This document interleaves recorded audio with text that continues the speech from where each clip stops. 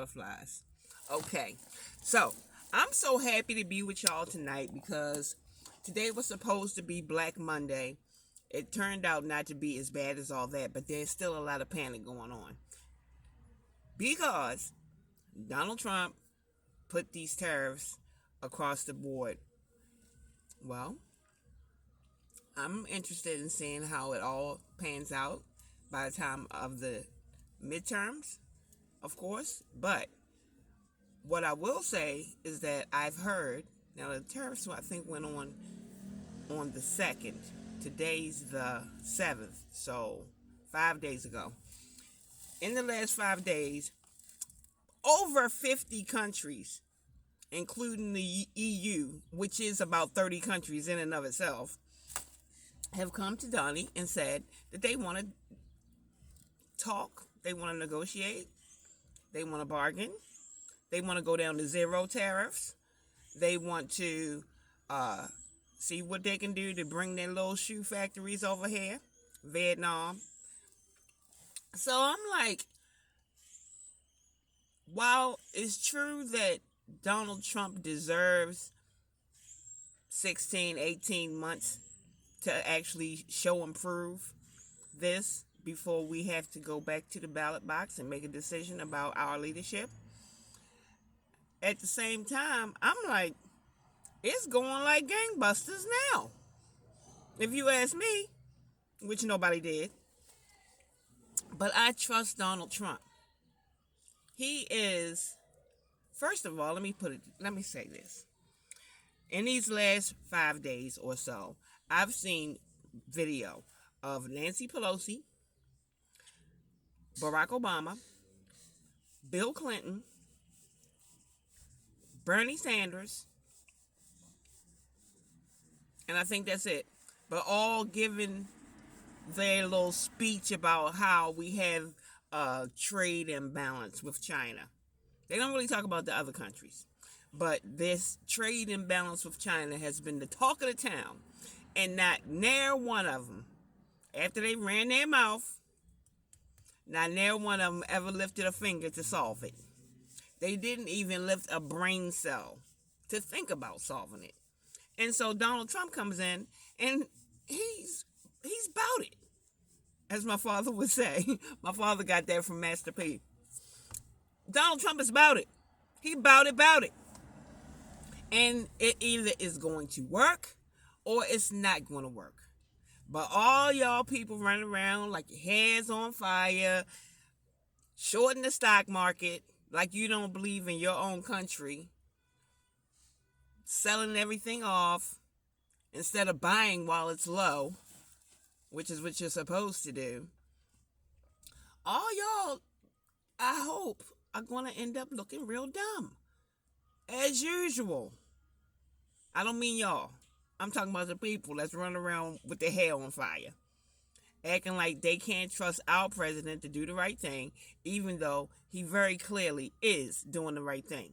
If this country does not have a manufacturing base, we are screwed. We're already screwed. We've already been screwed. We've already been being screwed. But if it doesn't get fixed, what we're going to encounter is a situation where, like during COVID, we didn't make any masks. We didn't make any drugs. We didn't make any this. And we didn't make any that. We don't make plastic gloves for the surgeon's office. We don't make ships, war-going ships anymore. None of our cars are made here. The Ford, the Chrysler, the Chevrolet, they make them in Mexico and put them together here. No. Those, like I said in my last video, those days are over.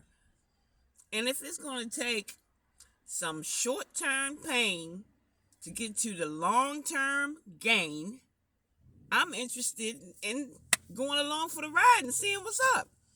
Now, that being said, not that I want to tell too much of my business, but I had like a not 401k, but a 403b, which is what you get when you work for the government. So I had that. And since the market has been showing some volatility, I have lost some money. I'm not going to cry about it because, like I said, I trust Donnie. And I want America to be great again. All these people running around talking about America was never great. Oh, yes, the hell it was. I don't know where you were in the 70s, the 80s, and the 90s, in the early 2000s. The first serious economic downturn that I can recall as an adult was in 2008 when the housing bubble burst. I remember, though, when I was in high school, I went to a car dealership with one of my friends. Her mother was buying a car. And I remember looking at the sticker price going, 13% interest? That's outlandish. All right, fast forward to 1997 when I bought my house. I had a 9% interest. Now, I bought that house back then, but now I'm living somewhere else, and I bought this house too. And I only have like a 5% interest. So, I don't see what the big emergency is. The only big emergency that I see is if you was relying on cashing in your 401k right now. If you really didn't have a choice, and you needed to get it right now, and you've seen it lose value, and you're nervous like, oh, should I get it out? Should I get the rest of it out before it disappears? That's a concern. But if you're in a position to sit this out until at least the midterms, so that we can see whether or not the secret sauce that is Donald Trump is actually going to flavor shit up the right way or ruin the dish. This is what I'm willing to wait and see. And I hope that you are too. Thanks for watching. Don't forget to like, subscribe, leave a comment, hit the notification bell, and share. Have a great night. Peace.